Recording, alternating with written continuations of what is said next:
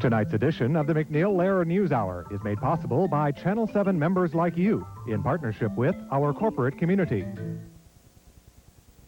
Duval Honda, part of the Scott McRae family of automobile dealerships, serving Jacksonville for over 75 years.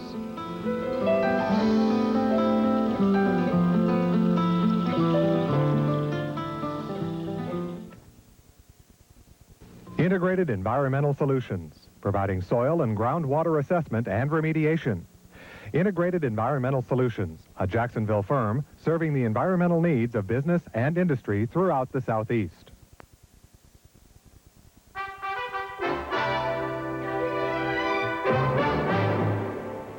Good evening, I'm Robert MacNeil in New York.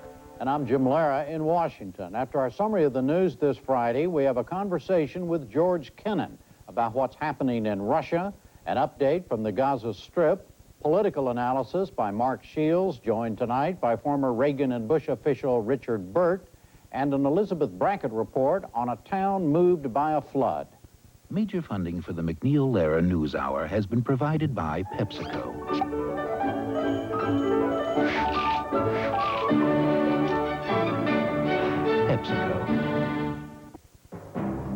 And by the Archer Daniels Midland Company. ADM, supermarket to the world. And by New York Life, yet another example of New York Life's wise investment philosophy.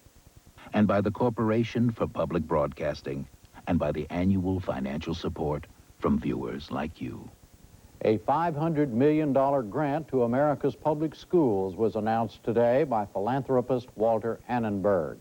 It was the largest single gift ever given to public education. The money will be dispersed to projects which show positive results in improving the quality of education and in reducing violence in the schools. President Clinton called it a remarkable and truly wonderful thing that couldn't have come at a better time. At a White House ceremony, Annenberg explained his reasons for doing it.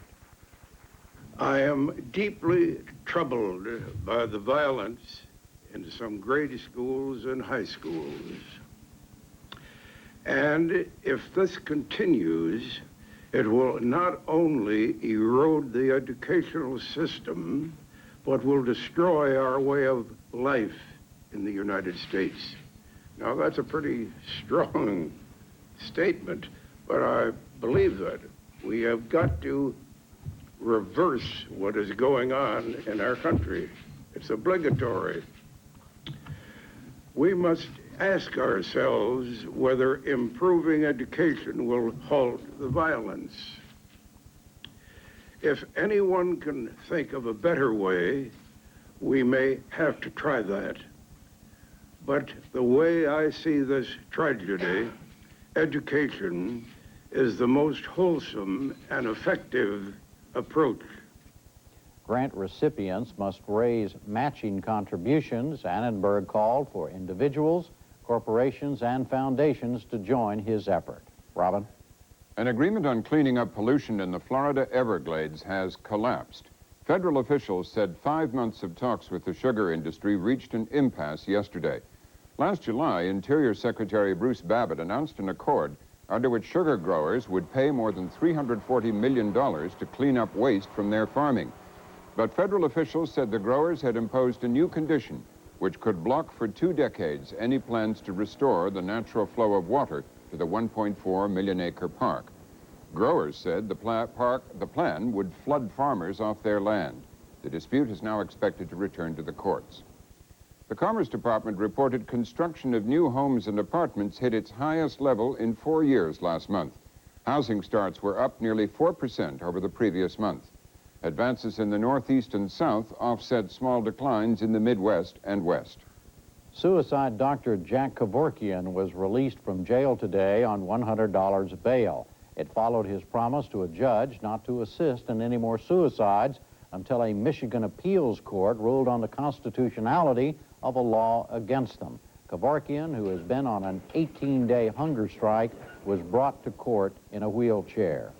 The former Sergeant-at-Arms of the House of Representatives was sentenced today to 2 years in prison for his role in the House bank scandal. Jack Russ pleaded guilty in October to embezzling more than $75,000 in public funds as well as other charges. The U.S. today began withdrawing its combat troops from Somalia. About 450 infantrymen left Mogadishu for their home base at Fort Drum, New York. President Clinton has ordered a total U.S. withdrawal by March 31st. More than 8,000 U.S. soldiers are in the country. They're leading a multinational UN force which arrived last December to protect relief shipments to victims of Somalia's famine and civil war. About 2,500 U.S. troops are expected to leave before Christmas. Bosnia's Muslims and Croats have announced a holiday ceasefire. It is to begin Christmas Eve and last through January 3rd. The commander of the Serb forces said he would also respect the truce, provided his side was not attacked. And that's it for the news summary tonight. Now it's on to George Kennan, a report from Gaza, our Friday political analysis, and a move to higher ground.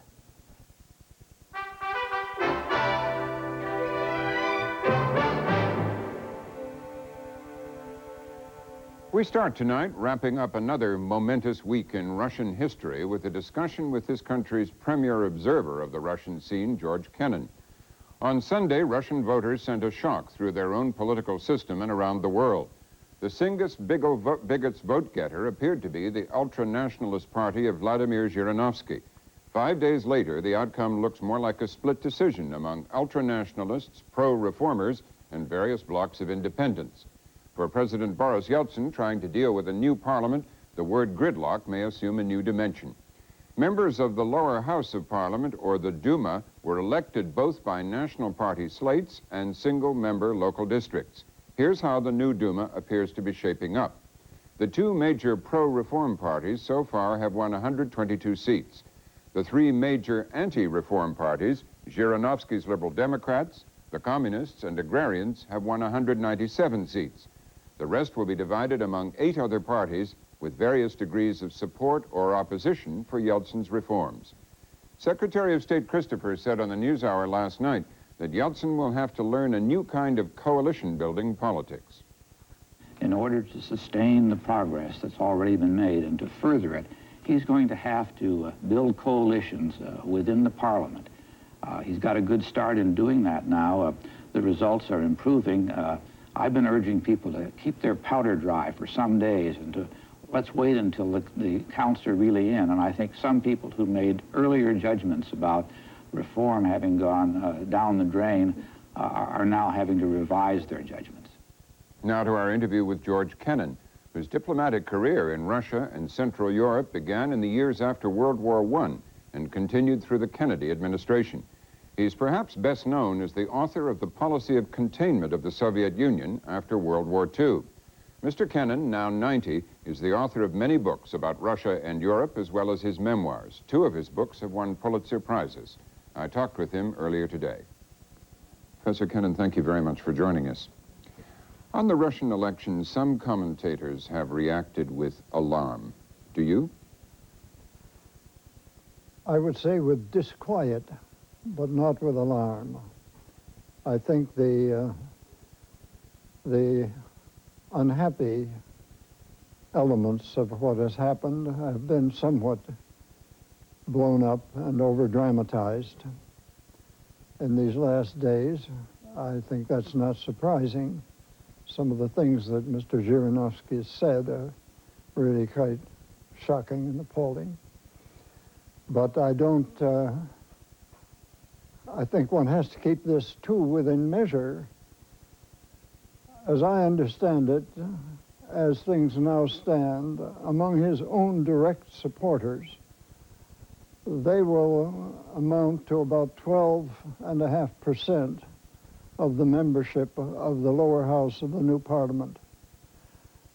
That may seem very little. Of course, it is. There's more to it than that. He has supporters among other parties, and altogether, it is not a situation that one can be complacent about what is happening in the parliament. But I think that for itself, what has happened here is not so terrible. Mr. Zhirinovsky obviously is a very unstable and strange person. The statements he has made about what Russia ought to do, what he'd like to see be done, have been not only vague but conflicting. He said one thing at one time, one thing at another time, and they have been of such absolutely weird inapplicability to reality that if he were to be put into a position of real responsibility, I think he would make a fool of himself in no time at all. Do you think those who see some comparison with Germany in the 1930s and the rise of Hitler, is that a reasonable comparison to be making at this time? No, I think not, and I think it's a dangerous one. There are very meaningful differences between the situation that existed in Germany in 1933 and the one that is confronted now in Russia. But in addition to that, in general, I think it is not a very good idea to reach back into the past to get parallels for things that are happening now. History never fully repeats itself, and usually less than people think. I could go into the elements of the Nazi phenomenon and cite the ones that are entirely different here. Among other things, I might just mention the fact that Hitler took over a country in very good financial and economic situation. Brüning had done all the dirty work for him in getting rid of inflation and all this, so he had it easy. Anybody who attempts to take over this situation in Russia today faces a much, much more difficult and complex problem, a problem so complex that I don't know anyone, including myself, who was really confident that he could come up with the right answer to it. I suppose one of the parallels people see is of a populace frustrated and angered by inflation and embittered over that, to the extent that President Clinton, for one, among others, sees it as a protest vote over the harsh impact of economic reform. Do you agree with the president that that's what... I agree very strongly with the president. I could have put it even in stronger terms, I think. It's been in some ways a desperation vote on the part of people who have, since the breakdown of the Soviet system, they've waited now 5 years for something hopeful to happen to them. Nothing of that sort has happened, or very little, none that they can see. And I think a large part of those who voted for Mr. Zhirinovsky were old people and pensioners. And they really are in great trouble. The inflation has undermined the tiny little pensions that they get. The people around Mr. Yeltsin don't seem to have paid much heed to that. It reminds me of something that Tocqueville once said about the French revolutionaries, I believe it was.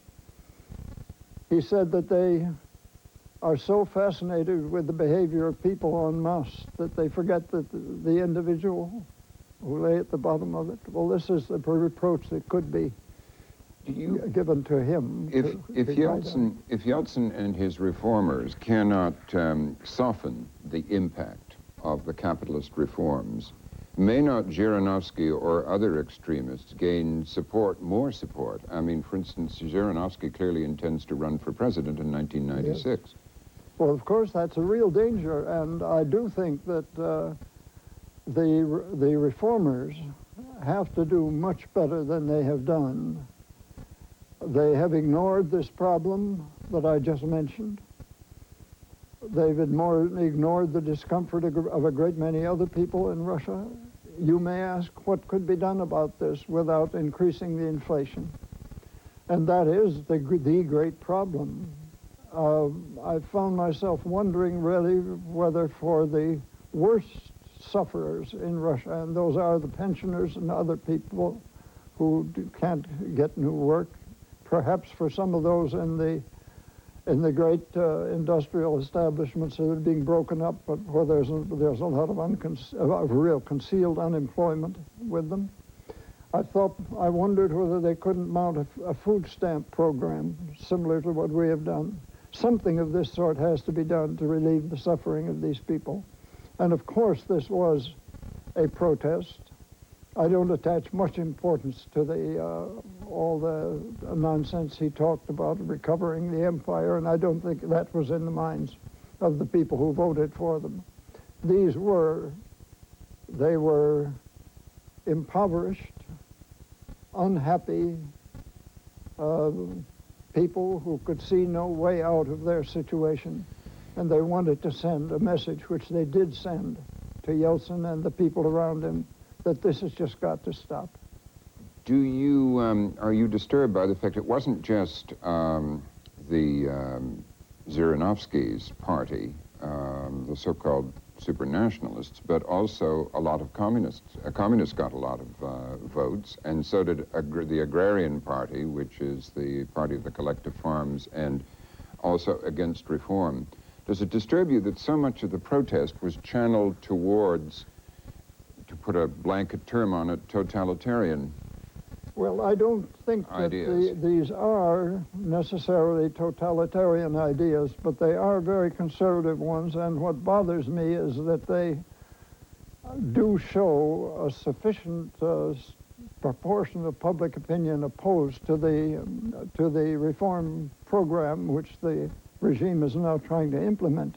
And that wouldn't bother me so much, except that I can see no alternative to it. I haven't seen that any of the other parties, the ones you mentioned, have come up with anything resembling a program for the transition of Russia from her previous communist state to a free enterprise economy.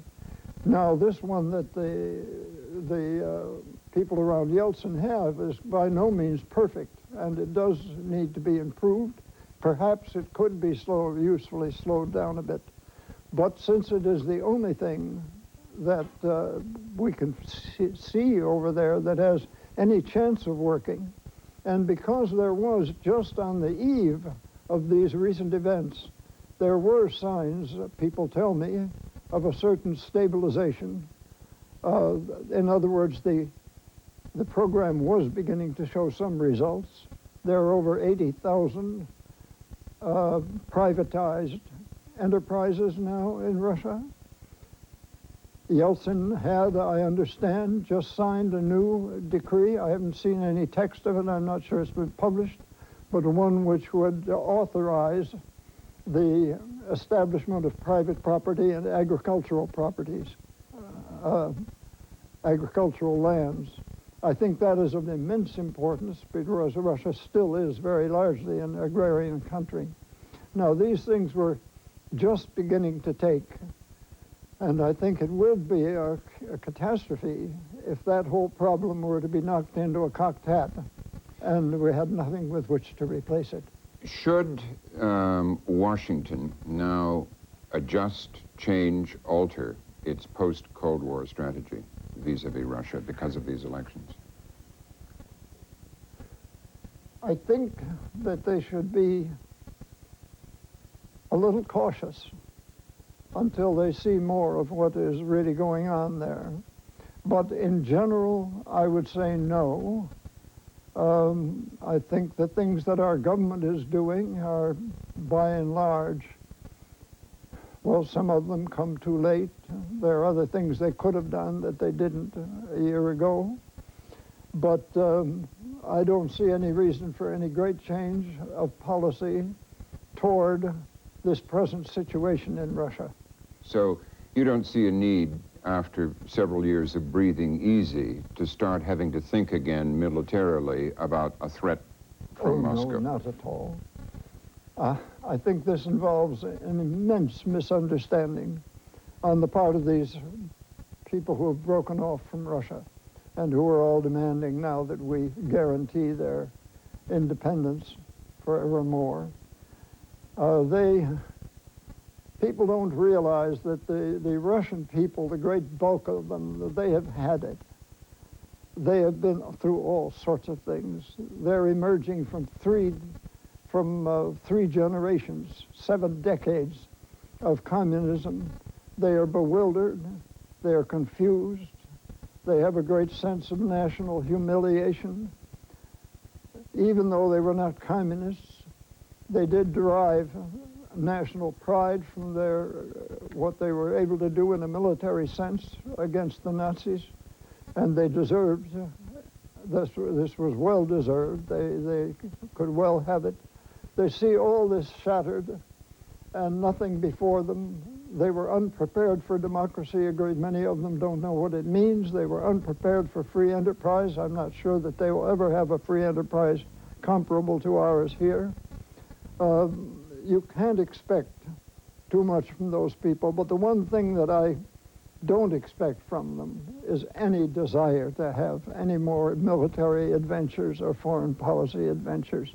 Not that people. So you, as the author of the concept, wouldn't see a need to reconsider containment of the Soviet Union again? Oh, no. I think that passed, really, with the passing of the Soviet regime.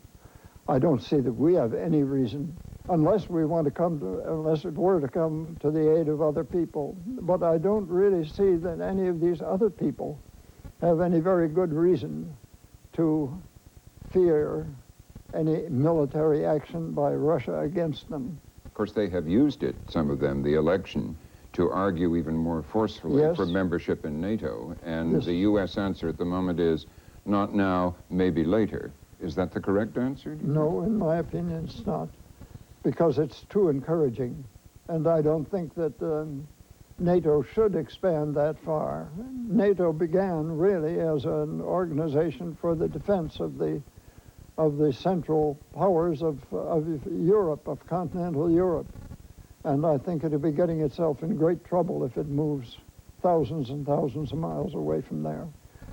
In my opinion, there should be no question of taking into NATO any country which has not achieved stability, both in its internal life or in its relations with its neighbors. And there's hardly one of these countries around this present Russia, unless it be the 3 Baltic countries, of which that could be said.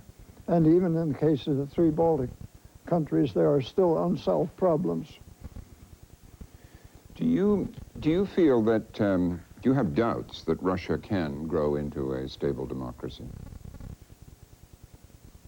I think it will. I'm not sure that it would be what we would call a democracy. It will certainly be not like, it would not be a replica of our system of government here.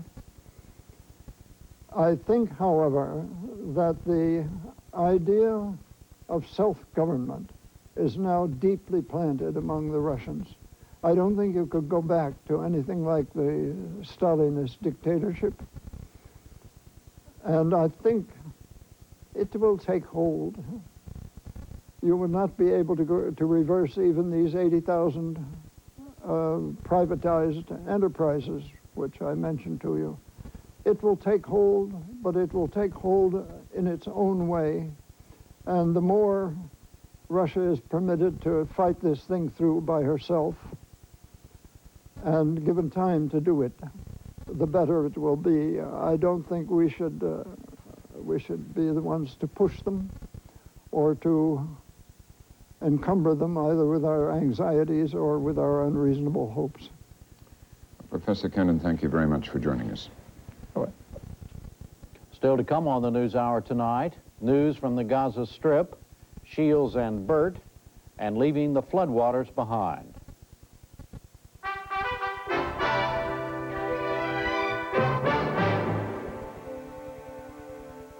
Next, making peace in the Middle East. Disputes between Israel and the Palestinians have delayed implementation of their September peace accord. The plan calls for Israeli withdrawal from the West Bank town of Jericho and the Gaza Strip, and for the implementation of limited Palestinian self-rule. But after the withdrawal is completed, Palestinians may still find themselves economically dependent on Israel for many years to come. Nick Gowing of Independent Television News reports from Gaza. Gaza, a seething, overcrowded strip of land, whose estimated 800,000 Palestinians live a miserable existence, for the most part in squalor and destitution. My land in Israel. Penned in behind wire and watchtowers, Gaza is a place of unimaginable Palestinian hate for Israel and its occupying forces, a hate that pervades everyday life here. That hate breeds extremism in an environment where only 1 adult in 30 has full-time work and half the population is under 14. The embittered young have little to strive for except the fight against Israel. So the hate breeds confrontation with a daily and predictable routine. Israeli military patrols under orders to impose law and order. The young determined to take them on, regardless of the price many Palestinians have already paid.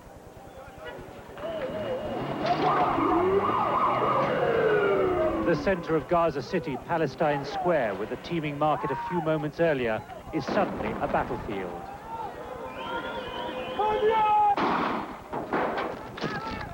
But watch both sides at work in Gaza, and you realize it is urban warfare neither side can ever win.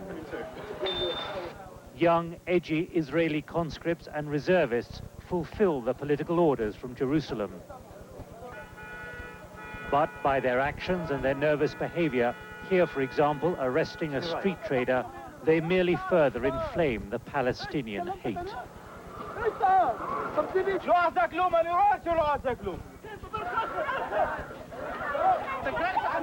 Palestinians claim the Israelis only let the trader go because of our presence.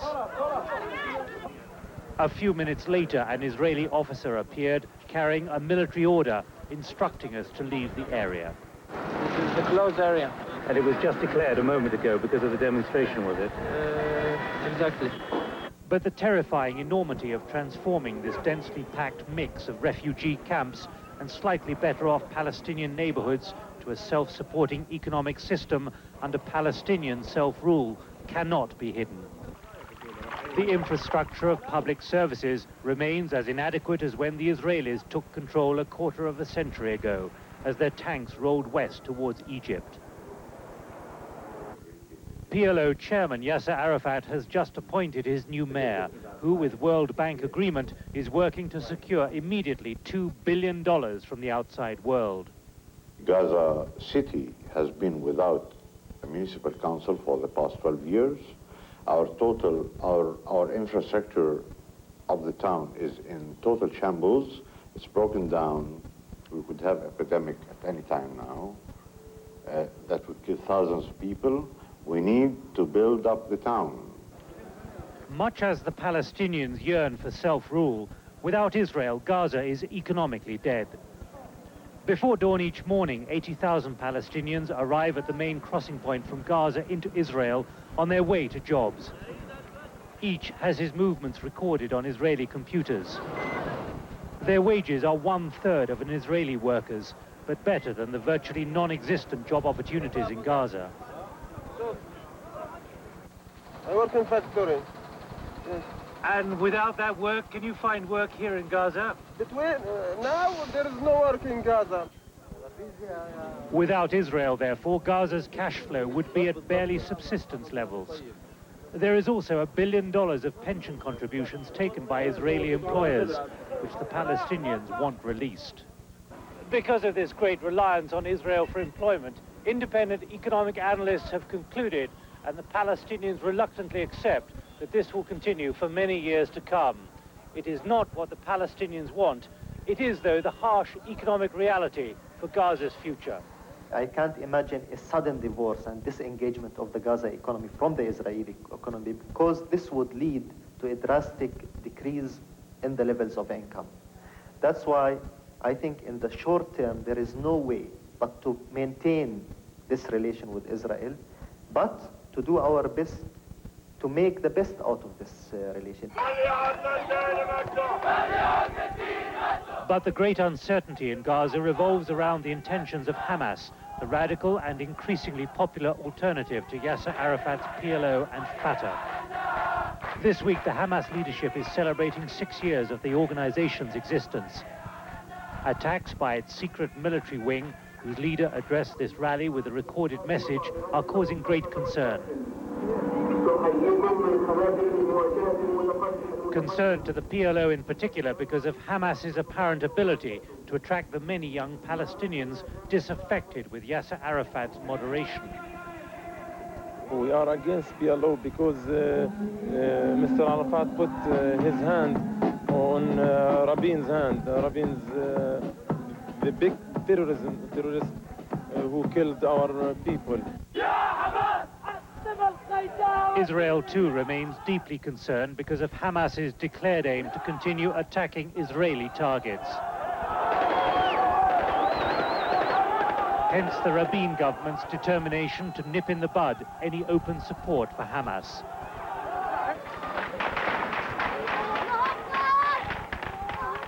The way in which the Israeli forces felt it necessary to put down post-rally high emotions with live ammunition may not, though, be an accurate pointer to Hamas's true long-term political intentions, especially when it comes to eventually sitting on the same Gaza City Council as the PLO. This area is closed from now. I'm not pessimistic. I have indications already that they are willing to join, or they may join. It may not happen next week. I did not set a date. I'm not going to be committed by a date. But without the help of all these factions, I'm afraid I may have to give up. There may be no future for Gaza. Will exist. Will exist. Israel now wants to shut out the ghastliness of Gaza for good. But in doing so, it's likely to shut in a battle for power between Hamas and the PLO.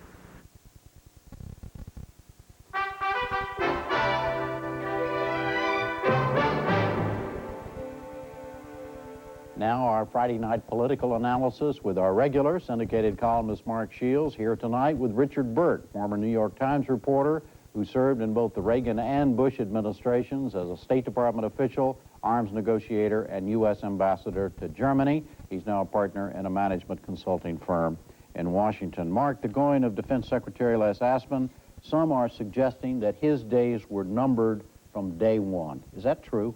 Well, I guess every Secretary of Defense's days are numbered from day one, but I think Les Aspin had the toughest assignment in the entire administration. Toughest because, Jim, Bill Clinton is the first commander-in-chief since Franklin Roosevelt not to have worn the uniform.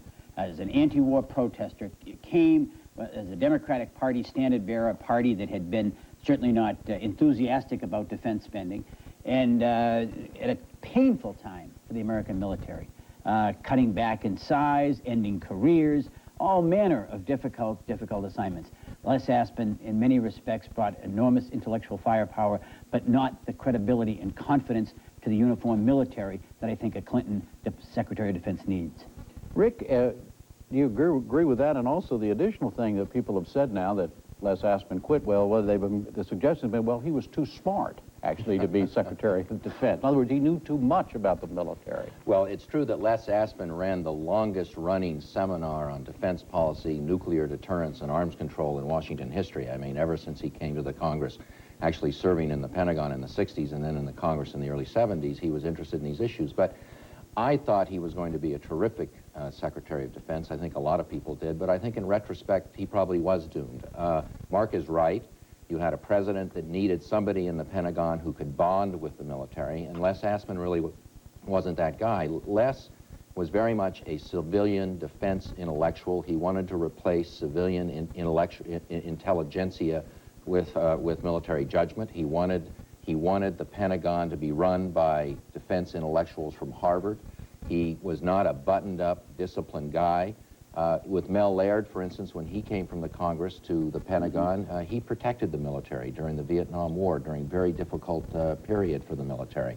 Dick Cheney bonded with Colin Powell and the Joint Chiefs. They became a real combo, didn't they? Exactly. Yeah. That didn't happen with Les Aspin. Les Aspin, in his early days, was a critic of the military. I think the military remembered that. But also, I think Les didn't understand that it's mainly a management job, it's an operations job. Les was always interested in the policy, but not the running of the department. Not an intellectual job. Oh, I think it's an intellectual job, but I think that Les Aspin brought to it certain qualities and certain experiences which left him with really no constituency. He was very much of an independent thinker. Rick is right. So when he got in trouble, there was nobody. Hey, don't let our man Aspin That's down. right. I mean, it was not unlike Zoe Baird in one sense when she was nominated for Attorney General. There was no constituency out there that really was ready to stick with her. And there really wasn't with Les either. I mean, Les had been, as a chairman of the House Armed Services Committee, he had been caught between and managed to survive under precarious circumstances, a very hawkish Armed Services Committee and a dovish Democratic caucus in the House. He had been, you're right, a whiz kid in the Pentagon. He left the Pentagon to run Lyndon Johnson's ill-fated 1968 primary campaign against Gene McCarthy in Wisconsin. Then stayed there to run for Congress and jumped to Robert Kennedy. So I mean, he was a guy that was anti-Pentagon spending, but he was never anti-military, as an awful lot of Democrats were in the House, or at least sounded as though they were. So he never really had the full trust of either side. I think he had the respect of just about everybody he dealt with for his ability. Yeah. Well, let's go to Bobby Ray Inman, Admiral Inman, Burt, Rick. The words that have been used to describe independent, candid, smart, are those right? I think they are right. I worked with Bobby Inman. He is an enormously intelligent guy.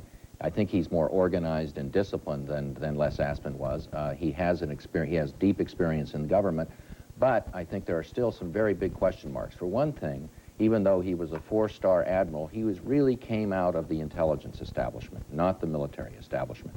He became the first four-star person out of the intelligence establishment, and that's different than the military. In what way? Explain that. Running the Defense Department is an enormously public and political job. You're dealing with hundreds of billions of dollars, and you're doing it very publicly. Running the CIA or the National Security Agency is still a very private job. And you're working with a small number of congressmen, you're working with a small number of people in government, and most importantly, it is not a policy job. You are not asked by the President or by the Congress to take a position on a controversial issue. The real issue, as far as I'm concerned, for Bobby Inman is whether he can make this transition from being a disciplined analyst to taking tough decisions and taking them under intense scrutiny. It's not clear whether he has the background or experience to do that. My view very much is that the Defense Department job is a very political job. We are in this process of downsizing the defense budget. We're withdrawing forces from around the world. We're closing bases nationwide. You really need, I think, a very skilled political operator who can do it in public. I'm not saying Bobby Ray Inman can't do it, but it's going to be a very new challenge for him. I don't disagree with that. I just did want to say one thing about Les Aspin. His exit, I thought, was handled well. He was the president. Sure, he was. No question. I mean, this conversation had been going on. Yeah. I mean, I didn't know my wife was leaving, but I've been interviewing substitutes for her. I mean, that was sort of the explanation. But the administration did move quickly. They moved forcefully. They moved, I thought, with a minimum of pain, trying to protect his dignity. But there's one very bad downside about it right now. Now, Les Aspin is quickly becoming, in this administration, the one-size-fits-all scapegoat for everything that's gone wrong. And it really is unfair. I mean, gays in the military was not Les Aspin. That was Bill Clinton. It was a campaign promise, one that he found out once in office, once elected, he couldn't deliver on. So now they're blaming him, that on him. But he turns to Aspin and says, all right, fix it. You fix it. I mean, so, it just seems that everything up until the Christoph haircut for $200 on the LAX tarmac is going to be blamed on Les Aspin. And Jim, we've seen a little bit of this before in the foreign policy area when Cliff Wharton, the Deputy Secretary of State, who had nothing to do with the problems in Somalia, nothing to do with the problems in Haiti, was also asked to resign. I mean, one of the real problems in this administration is, and it's a difficult problem, it's a complex issue, but in a post-Cold War period, we don't have a new national security design. We tried multilateralism with the United Nations, we've tried economic security, and that works with NAFTA, but it doesn't deal with very complicated problems like the one that George Kennan was talking about earlier tonight. It doesn't work with North Korea. It doesn't work with the complexity of dealing with China. You can't blame Les Aspin. You can't blame him alone for not having a coherent national security policy. You have to have a president who's interested in these issues, and so far, Bill Clinton hasn't demonstrated that interest. But do you not find it interesting that when he had to replace Les Aspin, Secretary of Defense, you say it's a political job, Rick, he chooses a guy who is non-political, or is even, if he's political at all, is more of a Republican than he is a Democrat. Absolutely, but I think that the credibility with the military was paramount in the considerations. I mean, they needed somebody, A, who had Washington experience, B, who was going to be well received. I thought that the introduction in which Admiral Inman put it that he had not voted for the president, that he had not sought the job, that he, in fact, interviewed the president as to whether the president was going to be an appropriate commander-in-chief, you know, certainly suggested an independence coming in, which I think is going to serve him well at the Pentagon. You know, I don't know how the comfort level with the president after that particular exchange. But what about the idea, the whole basis for the Secretary of Defense's job and as the civilian rule of the military? In other words, that goes back to our founding fathers, that the military would never run the country. That's supposed to be a civilian job. Now, it's going to be put in the hands, for the first time in 40 years, in the hands of a professional military man. Two factors. Democrats have been out of power for 20 of the past 24 years. They don't have a good bench, a good farm system of people in the whole defense experience. They didn't have people coming out of the uniformed services who identified with the Democratic Party. People come out of the uniformed services who go political usually identify with the party of the commander-in-chief under which they've served. So many come out of World War II as Democrats. If Bobby Ray Inman is 1/5 the man that George Catlett Marshall was, the last military Secretary of Defense, this country is blessed. Jim, and also Mark made the point earlier, this is a president that needs credibility in that job. This is a president who doesn't have the credentials himself. He doesn't have people around him who have the credentials. He needs somebody who has served in the military, who knows the issues, who can give him that important credibility. The real question is what is Bill Clinton going to do the first time that Bobby Ray Inman says, hey, I've looked at these figures, and Les Aspin is right. We can't cut this budget $50 billion. Particularly in view of what's happening in Russia and elsewhere, we need to slow down this defense cut. What is the president going to do? And Bobby Ray Inman laid it out pretty clear yesterday that, hey, if I don't like things around, he will speak up. And that, I mean, he may have, what does that say about Bill Clinton that he went to Bobby Ray Inman? I think a perceived need on his part. I mean, I think that if you look at the positive side, you can say he cut his losses. He realized it wasn't working, that the original choice made on the basis of intellect and a guy who got all A's and did conduct the longest running, most well-attended policy seminar on national defense issues in Washington may not have been the best choice. But at the same time, I think what's clear from that exchange yesterday, that public exchange yesterday, is that Bobby Ray Inman is here. He's renting. He's not buying. I mean, if he wants to, I mean, this is up to the president came after him. He didn't come hat in hand. He wasn't sending resumes of Form 57s and letters of reference into Bill Clinton. Bill Clinton hired him, begged him, importuned him, actually, to take the job. But I think there's another political factor here. I think one of the problems with Les Aspin is that Les Aspin was a politician, and there was concern in the White House sometimes about whether Les Aspin's agenda was his or the president. I think the president did not want to get a high-profile politician. He didn't want to get somebody off the Hill who might have been more helpful to him. I think he's much more comfortable with somebody who's a technician, somebody who's a good operational person, and the president will make the important political decisions. Mark, Rick, thank you both very much. Thank you.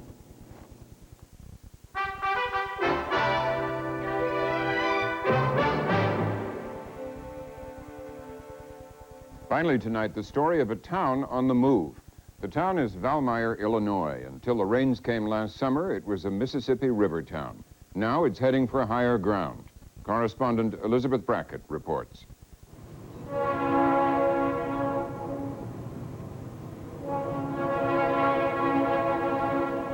The freight trains still roll through Valmeyer, but not much else does.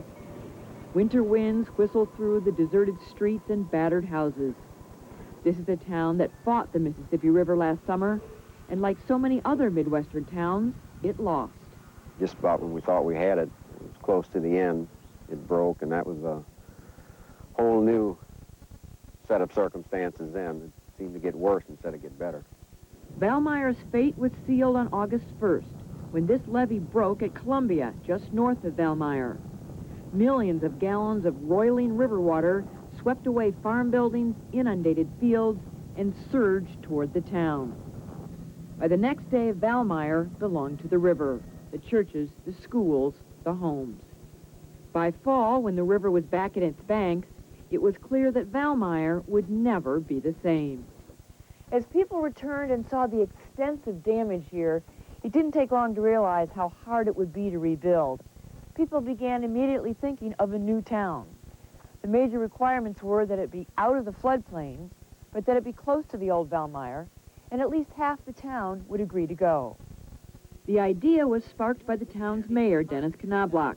The first thing we had to do was find a place for the town. We had to find an area that was big enough, that was suitable to house all of the aspects of the community, the public buildings, the business and commercial areas, the residential areas, and we were lucky enough to find that area within about 1.5 miles of our existing town. The new site for the town of 1,000 was a cornfield, but a cornfield on top of the bluffs that had been the river's bank centuries ago. The farmer agreed to sell his 500 acres for $3 million. The new Valmeyer was born. The main downtown area is off to our north from here. It's in the cornfield area that you see. To the right of this, on the very east end of the cornfield there, is going to be the school complex, which is 28 acres. Then directly west of the school complex will be the downtown area with the commercial business district, senior citizen area, townhouses, apartments, things like that, and then the actual apartment buildings for the general public. Now, can you see all this as you look at the cornfield? You better believe I can. I can see it there right now. But before those buildings could rise out of the cornfield, there was an enormous amount of work to be done. There are a number of different, obviously, concepts that one can have. I mean, there is maybe no right or wrong way of designing it.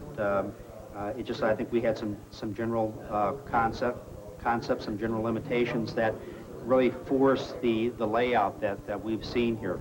You know, one is a large enough site of almost 30 acres for the school site, a fairly level site. You're not going to find much of a better site on the entire property for that.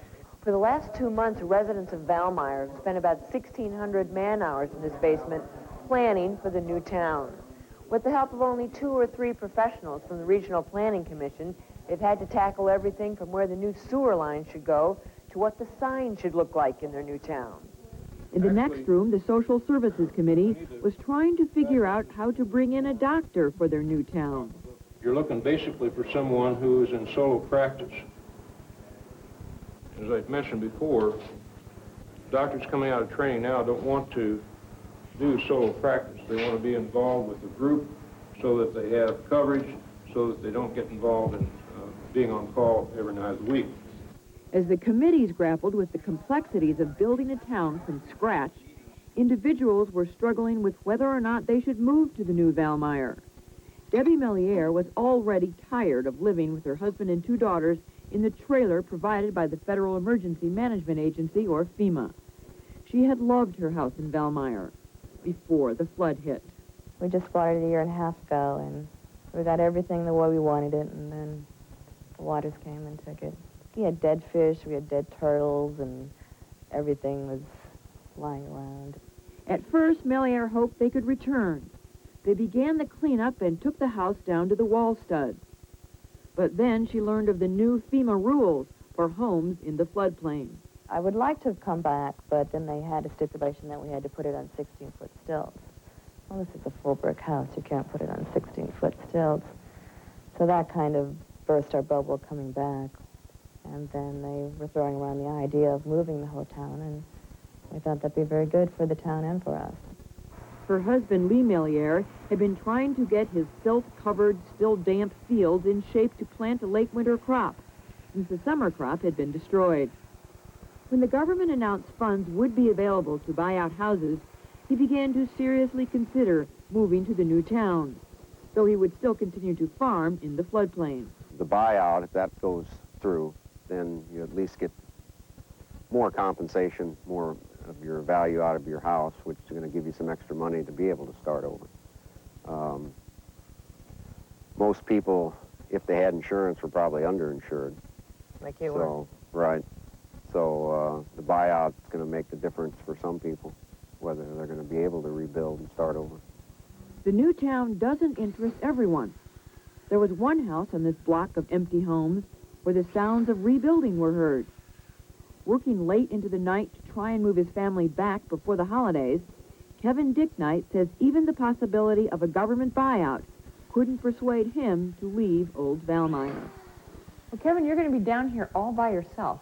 Mm-hmm. Why are you staying? I used to live in the middle of 200 acres, and I kind of liked it. So I'm not ready to give this up yet. And I like this town. It's a peaceful town. My opinion is that I think it could be, some of the people could come back. And what about every time it rains? You be nervous for a while?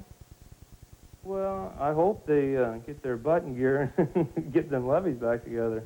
At least this one down here, it's got, I think I've heard 2 holes, and I don't know how many gashes in it, but... But you're staying on the floodplain. I'm going to stay. Beverly Richards wants the best of both worlds. She wants to take her old home with her to the new town. Her big brick 2-story home had been one of Valmeyer's showplaces. How magnificent she looked, even in the water. She was just standing there like a beacon, as beautiful as she ever was. This is a big house. How possible do you think it is that it can be moved? Well, when I talked to the man last week, he said, lady, he said, we've done this for 4 generations. And he said, we can just about move anything. But Richards isn't sure if FEMA buyout funds will cover moving her house. If not, she has 2 options. Repair the house and move the living quarters to the 2nd floor above the flood level, or leave the house to the wrecking ball, take the buyout money, and put a mobile home on a lot in the new town. We're hoping to be able to help everybody in the lower bottom area put their lives back together, and we've tried... In early November, close to 1,000 people packed a meeting hall in a nearby town to listen to the results of the planning committee's efforts. They liked what they heard from the mayor. The recommendations came to the village board, which was unanimously approved at the village board level, was to sell residential lots for 50 cents per square foot. The cost of the town was pegged at $25 million, with financing coming from federal, state, and private sources. A lot of your smaller lots have a lot more buildable space on them. Excited knots of people stayed long after the meeting officially ended. This is all city limits. Lee and Debbie Meliere liked what they saw. Looks good. Don't it though? Looks great. When the biggest employer in Valmeyer, Mar Business Forms, agreed to move their printing presses, the new town's future was immediately more secure. I think anytime there's an anchor business such as us, and if we were to make the decision to move out, I think that a lot of the people would have said, oh, you know, why do we want to go back? They're getting out too. 1 month later, it was time for residents to check out the lots available in the new town. Beverly Richards was still agonizing. She had learned that it would cost $78,000 to move her house to the new town. FEMA had not told her whether they would get any help for the move. This looks like what we want. Right? This is our first choice. Why is it so important to you to move the old house up here? I think she will add so much character to the new town, being the beautiful thing that she is, and we want to do the bed and breakfast. It will be a part of the old town that we can bring to the new and show people that, you know, this is what it was really like. Let the fun begin. Hey, here we go. We're going to start with 1/6 acre. The next night, Richard was there to take part in the lottery, a drawing to determine the order for picking residential lots in the new town. Doesn't look good, does it? 25 names were called before Richards heard her husband's name. Claudius Adams and Beverly Richards. That left her close to the bottom for quarter-acre lots. How much difference did this really make tonight in, say, your decision to go up there? To my husband, a lot. A lot. He's going to look at this number 26 when I get home, and he's going to say, we're going to stay. Lee Meliere had better luck. He was number 2 for 3/4-acre lots. But like most residents, he cannot make any final decisions about moving until he hears how much he'll get from the government buyout program. Have you heard any word yet on what your buyout price might be? No, buyout's still kind of vague. So 6 months after being forced out of their homes by the flood, residents here still face an uncertain future. But they say the cornfield on the bluff holds a dream that will become a reality. The official groundbreaking ceremony for the new town of Valmeyer will take place tomorrow.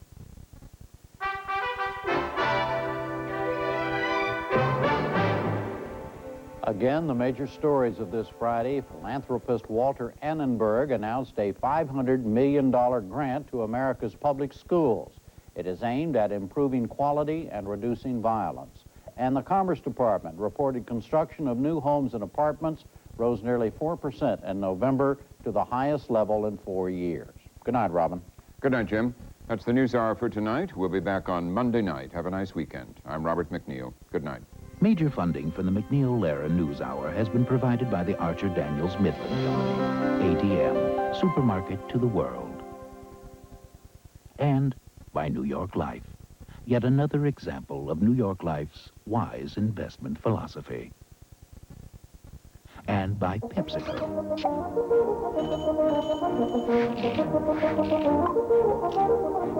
PepsiCo.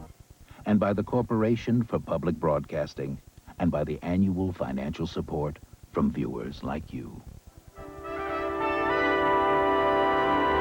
Join Paul Duke and his panel of journalists for a complete analysis of the week's political developments.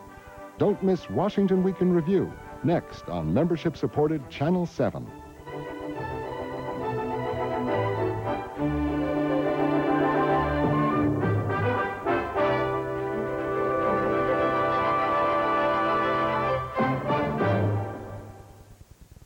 Video cassettes of the MacNeil-Lehrer NewsHour are available from PBS Video. Call 1-800-328-PBS-1. This is PBS.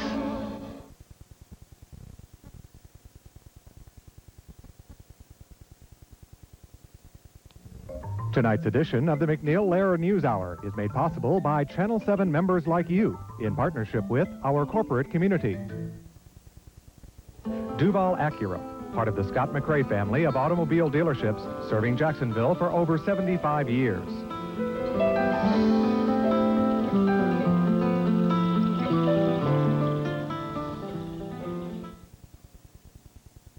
Integrated Environmental Solutions, providing soil and groundwater assessment and remediation.